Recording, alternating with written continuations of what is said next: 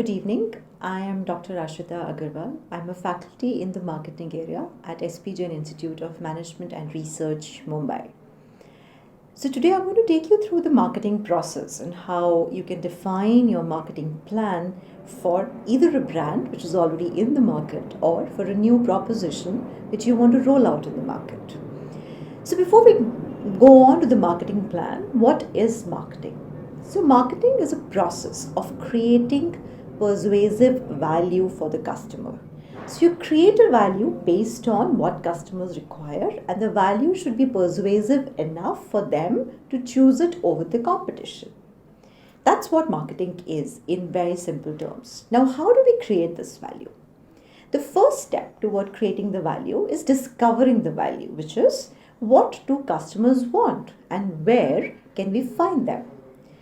We typically use a framework called 5C framework to discover value. Now, what are these 5 C's? First, the company.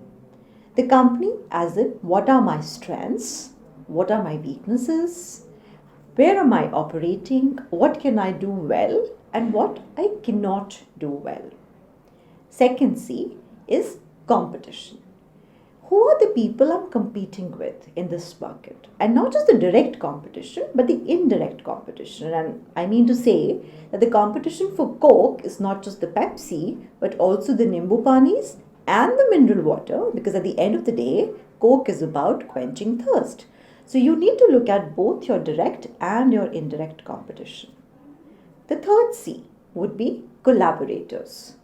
Who are the people I work with in the value chain? So who are my suppliers, who are my buyers, who do I need to work for my retail store, my factory setup, etc., plus my distribution network, which is my dealers, my wholesalers, my retailers. So basically the entire value chain to first create the value and then transfer or deliver that value to my customer.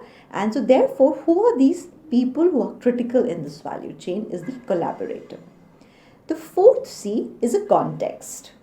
Context is a macroeconomic variable wherein we can further use the PESTLE framework, which I'm sure you're all familiar with from your economics class. So what factors from the macro environment can affect our marketing strategy? They could be political factors. So, if a foreign retail brand has to enter India, there's a lot of political hobnobbing they have to do. There are certain legal regulations they have to work around with. So it could be legal regulation, it could be political, it could be social, it could be cultural factors which may play a role out there, economic factors, GDP of the company, the disposable income of the people.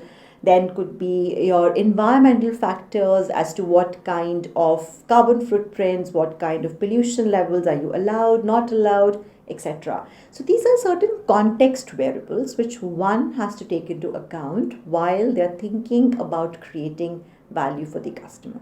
And finally, but the most important C is your consumer or the customer. Who is your customer? What are they looking out for? What are they currently using for that need? Every need customer has a way of fulfilling. So there could be a direct substitute or an indirect substitute which they could be currently using to fulfill their current need. So what are they doing? Who are they? What are their concerns in life? What are the entry barriers? What motivates them to act and buy your category? All that is what we need to study. Along with that, we also need to look at the customer's decision-making journey. How do they decide to buy you? How are they choosing your brand?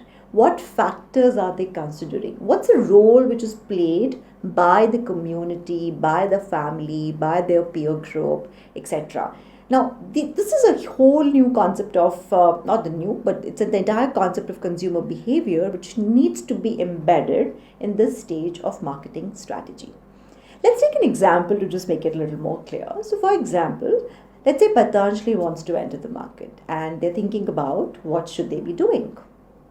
Of course, they first need to see fine that they were basically the company which started with Ayurvedic medicines, so right from yoga, which we all know was Baba Ramdev's forte, and that's how he created the influencers or the followers for himself. And he set up a small medical hospital or Ayurvedic hospital in Haridwar, which is where the company's origins are, wherein using his farm produce and Ayurvedic stuff, he was curing some very non-curable kind of ailments, and people would go there. Obviously, Ayurvedic, something which people are more open to trying in India because of less side effects, and those are your natural products per se. So that's what the strength of the organization was, which is understanding of Indian Ayurveda, the trust and the credibility in the medical space, Ayurvedic space they had built with people, the knowledge about the brand, the trust in Baba Ramdev. Now, what were their weaknesses like? The weakness was that they were in a location which is not really a corporate hub of the country. Nobody knew them, right? Nobody knew them as a very strong company which can do mass production. They didn't have enough resources of distribution. They could not expand beyond the North India region where people would probably know them, but then from the other part of the country, etc. Now, if they want to launch into the FMCG category, who would they be competing with? All the big multinationals and the local manufacturers as well. So you have Imamis or Jyoti Laboratories of the world, which are local or Indian companies, but you also have your Unilevers and Colgate and many, and P&Gs, which are your multinational giants. Now, to take up that competition for a company which was so small was not very easy stuff to do. However, it's important to understand that what are your, competitors' strengths, your weaknesses, to be able to identify the opportunity out there. And that's where Patanjali worked. They said, fine, we have huge competition, but you know what? Anybody who is selling natural Ayurvedic products, they basically sell it at a premium. So if HUL had a product which was under Ayush or any other company, the moment they bring in herbal, natural element to their brand, they would increase the price or they will price it at the premium. You had luxury brands like Forest Essential or Naturals, which were very, very premium. And that's where Patanjali find an opportunity.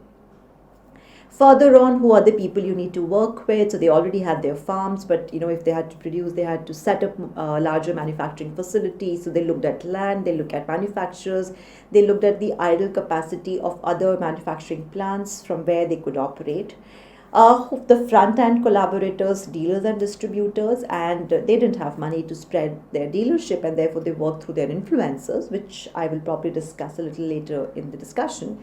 Then comes your customers. So Indian customers believe in natural Ayurvedic products. It's still in India, if you have a little cold and your mom will say, oh, please add some turmeric to your milk and have a hot glass of milk, that will ease your cough, right? So we Indians are very, very oriented towards natural and Ayurvedic products, and therefore the company need not really convince people to say that we are a better solution, right?